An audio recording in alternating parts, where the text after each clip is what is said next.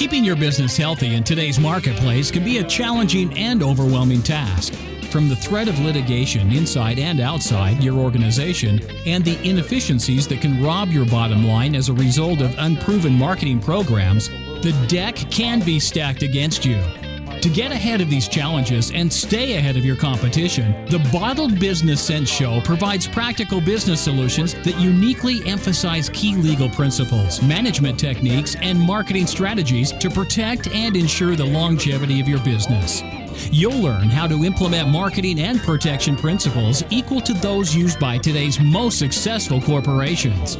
Join your hosts Bill Bernard, Rick Moscoso, and Steve Smith for some high-energy discussion that will inspire you to take control of your business so it can prosper in today's consistently challenging business environment. Well, good morning, everyone. Here we are again. Today is Tuesday at 10 a.m. here on the Bottled Business Sense Show. I want to welcome all our listeners and viewers out there back to the show, and for all of our new folks out there, welcome. My name is Rick Moscoso. I am here this morning with my two co-hosts, Mr. Bill Bernard and Steve Smith. But before I bring them on, I just, again, wanted to welcome everyone here. You can listen to the show. If you're seeing this on the website, on the bottlebusinesssenseshow.com website, you can see below that we have video episodes as well as audio episodes that you can download or listen to directly on blogtalkradio.com/bottlebusinesssenseshow. So you're welcome to listen to it, watch it in any form media that you would like. We want to make it available to everyone. So with that brief intro, I wanted to just introduce our two co-hosts this morning.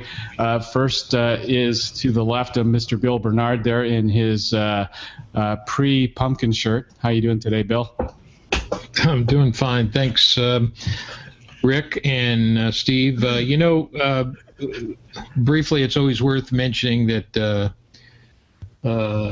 our show is premised on helping people, entrepreneurs, small business owners, large business owners, find a way to protect what they have built and what they're continuing to build, and also to make them prosper. And that involves legal and marketing principles that we hope you'll take advantage of, because after all, this is free information. We pride ourselves on that, and we enjoy it very much. So we thank you for being here with us again this week. And having said that, the star of today's show, I will now introduce, and that's Mr. Steve Smith. And Steve, how are you today? Doing wonderful, Bill. For a change out here, the weather is palatable, so we're able to open up the windows in the office. I've become a real sissy living here in Southern California as long as I have, because back on the East Coast, heat is much, much worse than it is out here. But you live out here for a while, you get used to that kind of Disneyland weather, and all of a sudden you get a little humidity and you go crazy. Well, that's great. Well, it's great to have you guys here on board this morning for our show. Folks, today we have a very interesting topic, because there's some confusion. There can be some confusion out there as a small business owner as to where these two topics of marketing and sales actually separate each other, where they overlap, and how they are tied together. And Steve is going to be talking about that today. So, Steve, I guess just to put it briefly, where does your you're going to talk today about where marketing starts and stops, and then where the sales begins, right? So where do you want to go with that? Well, let's just start by talking about it as kind of a continuum, okay? Because even though for a lot of major companies, marketing is considered an internal department, with a lot of internal focus, and of course they're looking at a broad marketplace that they're trying to penetrate. But most of what they do is determining things that happen on the inside. Sales is out there where the customer is. When you get into the small business ranks, you have to realize that marketing and sales are just two halves of a whole. Marketing tends to lead things off, sales tends to close things and bring customers on. And a lot of times people either they miss one and they do a really good job with the other one, or the two that they have in place don't really sync up. So and that creates problems too. And so a lot of times once people understand how the two work together, it's easier to figure out how much you need of each one in order to keep your business afloat, to keep the revenue coming in and keep new clients coming through the front door. So it's almost like the chicken and the egg. Which one comes first, right? Yes, and believe it or not, in my growing up years of being in a lot of sales organizations or on the sales side of an organization, we always like to think that sales was most important, because if you didn't bring in that client, bring in that big contract, bring in that big order, everything else would stop. And the longer I was in it, the more I realized that, sure, we have our place in front of the customer, okay, and that's important. But without a robust marketing system to kind of pave the way for you, to be that 3,000-foot, overlay that you can draw upon, to close the sale, it's pretty hard to operate a business with only a sales strategy and no marketing. Let's say, Steve, you have a guy come in a place of business, and he has seen your marketing, and he's coming in there because he's interested in the product or service you have, versus someone who just comes in off the street. They're walking by and they're browsing, and they say, hey, I've often thought about this or that at one time or another. Let me go in and see what happens.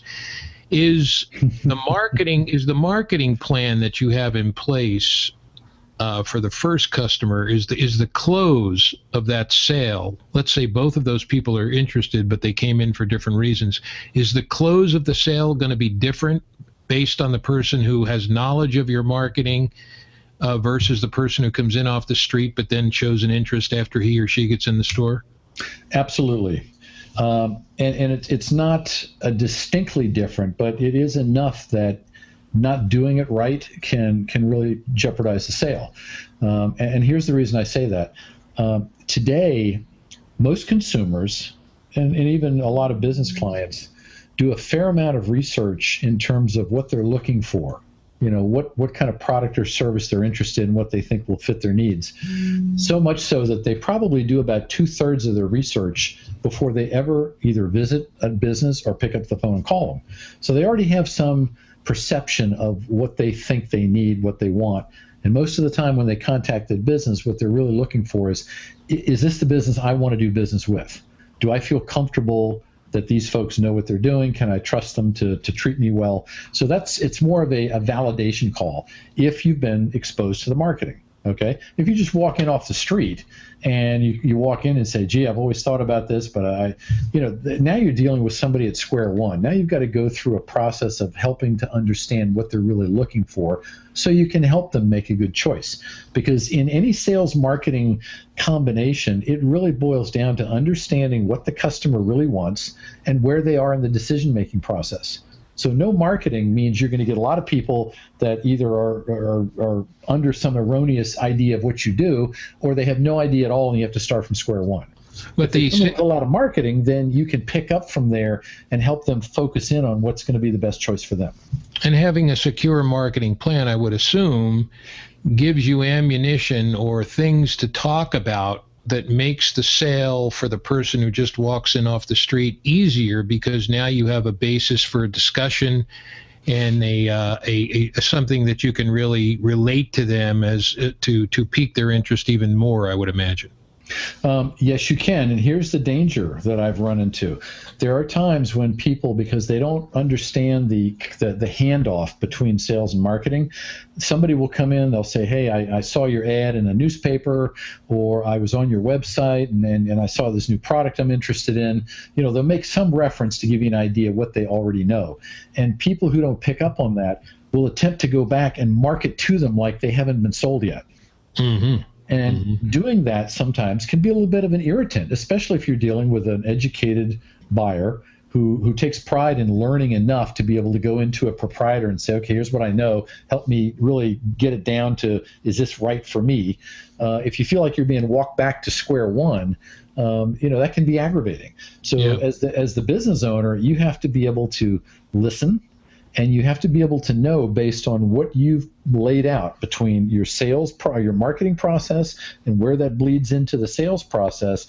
And you got to be able to be pretty good at picking out where you think they are on that line so you can pick up and have that conversation at that point and help people get to the finish line as opposed to doing something that gets them off track.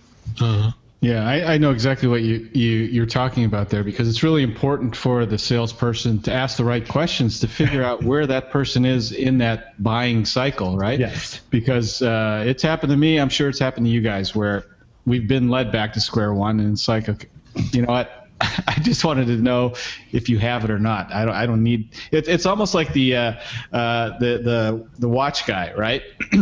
That you say, oh, hey, that's a nice looking watch. And then that guy begins to tell you all about the ins and outs, the little intricacies and how it works. And it's all those fine details about the watch. And all you really wanted to know is what time it was. Right. Right. Yeah, absolutely. So, I mean, those are things that people that have a sales and marketing plan need to recognize. And here's a simple way to remember it, okay? The dividing line between marketing and sales, or the crossover point, if you will, is at some point, if you have a face-to-face, phone-to-phone, email-to-email, text-to-text, if you want to throw that in there, as soon as you have some direct connection with a person, for whatever reason, you've walked over that sales and marketing line. Because now they're reaching out. Now they're asking a question. Now they're wanting to know if you can schedule a phone call, what's the best time to come in and visit your store. Now you need to understand that they're interested enough and they've learned enough that they've selected you as the business to come in and validate. Now, it doesn't mean that you're the end result. They may have selected 2 or 3 different businesses, and it's your time up. So you have to recognize that too.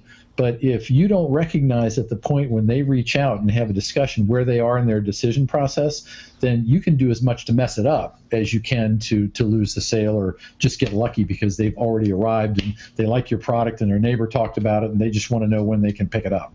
So as a marketing consultant, Steve, and a business coach, is part of your repertoire, if you will, for your clients to also teach them in a way how to properly use their marketing to sell their product or service? I mean, is sales a natural part of what you do in your profession? It has to be taught in conjunction with marketing, or no? Most of the time when I'm working with people on marketing strategies, that's just the point at which they've decided I need help in this area. Usually what I find out is that they've completely discounted the need to have any kind of a sales process, because they're under the assumption that if they do the marketing right, they won't have to sell anything. People will just walk in, put their credit card down and say, I want that one. And that's not really reality for a lot of folks. If people come and they call you up because they're interested in a contract, for their business, or Rick, they call you up and they decide they want to have you shoot a video, most of the time they're going to have some questions. They're going to want to know, is this the right person? Because both of you two, as with me, are in industries where we're not the only one. People have choices. And so most of the time, what it really gets down in the decision-making process is, do I like you enough, do I trust you enough to do business with you as opposed to the other 5 people that are out there? Right. So you have to understand what they came to your business for and what they're looking for, so you can continue that marketing message that you've been plowing out there in the marketplace and make that more of an interactive conversation to help them determine if what you have is their solution. Mm-hmm. I mean, you hear this every once in a while, and maybe you answered this already, but I know in a previous industry that I was in, you hear that people think that marketing is sales and sales is marketing. And why is that such an inaccurate statement? I mean, what would you say to a person who would say that? Well, I would, if I was going to be polite about it, I would basically say, marketing and sales play 2 halves of a similar role. It's really designed to find clients who are interested in what you have, product or service, and convince them to make contact with you so that you can start talking to them about their individual needs. The talking to them about the individual needs is part of the sales process. Getting them to your place of business is the marketing process. And so usually when people intermix those things like that, it's just that they just don't know the finer details of each one. And so it's easy to place one and the other. Yeah. So how do you coach let's say it's a solopreneur and he's wearing all these hats in the company? How do you lead them down towards the right direction in differentiating these two segments of their business so they don't get so caught up in one or focused on one that they miss out on the other, and vice versa? There's a somewhat of a balance, so and a division at the same time, so they're doing both sides correctly. Well, it really boils down to a couple things. First, I ask them, or I look at what kind of marketing they're doing to start with, to just see if they're even if they have any kind of an organized marketing plan. And that would include things like, do you know who your ideal client is? We all want to sell to as many people as possible, but there are people out there that are our best clients. They already know what we do. They like what we do. They value us as partners. They're going to buy from us versus somebody else. That's an ideal client. Do you know what that person looks like for your business? Have you put together a message? Because marketing is essentially just communication. Have you put together a message that conveys the things that you think these people are going to listen to and respond on? So I look for those two things first to find out, okay, do they even have a marketing process in play? And then we just sit down and say, okay, let's play the what if game. What if you put out some advertising, radio advertising, and as of Monday, you start the advertising, and by 2 o'clock in the afternoon, people are calling you and wanting to know certain things. What do you do with them at that point? And we just methodically walk through the process of, how is your initial conversation with them on the phone? What is your goal from that conversation? Is it to try to close them right then and there? Or is part of your business requiring them to come in and visit you so you can sit down and have a more in-depth conversation? So they have to understand the methodology by which people decide to buy or do business from them and how that works, so we can figure out at what point sales takes place. If you don't even know that, and a lot of people don't, surprisingly, if you don't know that, then we have to construct that so that whatever sales process you put together is actually going to work for your style of business. Mm-hmm. Yep. Now, would you say that metrics are very important along these lines, and obviously the results of your sale is a huge metric, but that comes downstream quite distant from where the marketing stops. Are there things in place that you can put ahead of that to make sure, or to measure if your marketing is actually working prior to the end of the sale or towards the end of the process? Well, yes, because marketing has to have some tangible goals. And one of those goals may be how many people come to your website. If your website is the point of interest that you're trying to direct people to, how many people come to your website and take advantage of whatever it is you're promoting? How many people come to your website and sign up for something or engage in some way that on your end you can tell that something's happened and you can respond to it? So for most people, it's what's called lead generation. How are you generating leads? People that have some degree of interest, but it's not sure at that point whether they're really ready to buy or not. And what do you do with those leads? How do you process them through? How do you connect with them? How do you qualify them?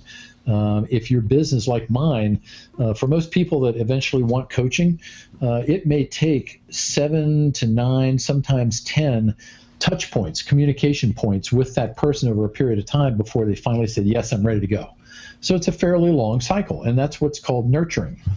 So you need to understand your business well enough to know that when you meet somebody for the very first time, they're not going to be a client on that day necessarily. Very rarely does that happen most of the time. What happens most of the time is you've got to know what path they need to go down in order for them to develop the understanding of your value and how you work and why you're the best solution for them, so they feel confident pulling that trigger and picking up that phone and saying, can I get an appointment with you? Yeah, that's extremely important as well in my business, Steve, because many times you'll find clients that you spoke to maybe 6 months ago, even a year, and then they'll come back to you and really become serious about wanting your service. So it really seems to be this continual process, and I think you hit the nail right on the head with that. I find it interesting that sales is something that almost everything you do in life is almost like a sale on a subconscious level. Even when you're having a conversation with somebody and you're trying to get across your point of view, there's a sales pitch in a way involved, and that's going to be based on your own personal marketing, isn't it? The way you conduct yourself, your credibility. It's interesting how the psychology of marketing and sales fits into the practical everyday life of a business. Well, here's a good example, and it goes to what you were just talking about. Every single day, every one of us, some way, shape, or form, engages in some type of a sale activity. Okay? You might come home and you've got a brand new watch that you just got from your favorite watch guys. Well, we're really heavy on the watch commercials today, aren't we? Well, but you could sit there and you could go to your next door neighbor, and in the course of just chatting with him because he's out getting the mail or something, and he might notice your watch, and you say, yeah, I've really wanted this thing for a long time. It's got these great movements. It really looks good. I'm a member of this club, so I get a really good price. Now, you might not be intending at all to sell this guy and buy a watch. You like your watch, and you're telling him about it. Okay? Right. He may not be a watch collector like you, but you may say something that intrigues him. And so that night, he's going to be on the website, and lo and behold, he's going to find something he really likes, so he orders it. A week later, you guys get together, and he's going to show you his watch. Now, What's the difference? Well, one, you've sold him on the value of what you bought enough to where he went and bought it too. But number two, you didn't make any money on it. You weren't actually selling for the company. You were just selling your own enthusiasm for a purchasing decision you made. Yeah. So whether it's doing that kind of thing, or whether it's trying to convince your kids to do something, or it's your spouse or a business partner, we're all in a position every single day of selling something. We could be selling an idea. We could be selling our opinion. We could be selling some form of action that we think everybody ought to do. The minute somebody else says yes to it, a sale's been made. Money doesn't have to change hands to sell something. Right. And you have to convert that enthusiasm, as you say, into your marketing plan, don't you? I mean, your marketing plan has to reflect an enthusiasm that you have about your business, which then translates into a much easier way to make the sale, because now you're selling what you really believe in, as opposed to just having it out there on the shelf because you got to make a few bucks. Or is that right? And here's the word to remember. Okay, great marketing campaigns resonate. And what that means is when that message goes out, when that picture shows up, when that TV commercial plays, somebody on the other side, the receiving end, if they get that feeling in their chest, that the goosebump kind of thing, that all of a sudden the attention goes just to you and no place else, that means you've struck a chord. You've struck something within that person that was valuable to them. Mm-hmm. That's when you have resonation. That's when the other person gets that sense that I need to pay attention to this because they're talking about something I'm either interested in, something I've been looking for, something that I want. So it's not easy. It's one of the most difficult elements of putting a good marketing plan together is figuring out what to say and how to say it so you get resonation on the other end. But when you do, that person moves through that marketing and sales funnel a lot quicker than someone who doesn't really have that same feeling. Let me give you a quick rundown before we have to close the show, because I want to see what you think about this. You know the famous Geico commercials, right? With the gecko and Geico Insurance, and of course there's a clear relationship there, Geico gecko, right? But I'll tell you what I think of when I see that gecko. I see this little tiny guy walking around, operating in a big giant world. And it makes me think of Geico as giving you smaller or lesser prices on their insurance, because you've got this little gecko, walking around doing all these things in a regular person's world. Now, I don't know if that was intended that way. I can certainly see the play on names, but believe it or not, that's what calls to my mind when I see that. Now, I don't think Geico is the cheapest insurance company out there, but nevertheless, that plan, I don't know if it was intended to reflect something like that or not, but that's... I'm sure a lot of people get a lot of different messaging when they see commercials like that, but what Geico's doing is not unusual. I mean, they've picked an animal to represent them, and people by nature just love animals. You notice that the gecko has a I don't know if it's British or Australian accent. Right. Okay. Right. Well, people are drawn to that too. Yeah. You know, so the fact that he is a little animal walking around with an Australian accent, and he's doing these funny things, or he's in these predicaments, is really just their way of getting you to watch the entire commercial. Mm-hmm. You know, and that's quite honestly. I mean, look at there's a Prudential insurance that has Flo. You know, the lady that's always dressed in white with the red lips. Yeah. You know, and so each one of them has found a different way to try to entertain you long enough for you to sit through, hoping that you will pick up on one of the messaging points that's in the commercial and be moved to go check them out online. Well, here's something that I'm wondering about, and it might go to both you and Rick. Can you have a marketing plan that closes the sale for you without any verbal conversation at all? In other words, without anybody coming into the store, can the marketing be so powerful that it does in fact incorporate the sales ingredient, and all of a sudden, boom, you're ready to buy, no discussions, no questions asked? Okay, yes, that can happen, but I'll tell you under what circumstances. It's typically products that have a good national or regional recognition, meaning they're getting a lot of TV airtime or maybe radio time or print. You know, they show up in I'm thinking of food products. Or other products you can buy in big retail stores, Walmart, Target, your local grocery store. People come in there, they might have a coupon, they might have gotten a sample in the mail, and now they're going to go find it. They're going to buy it off the shelf. There's no salesperson standing there wanting to have a conversation with them. They just basically buy it, they take it to the cash register, they check it out, and they're on their way. So that's an area where marketing has to drive people all the way through the entire process, including making the purchase.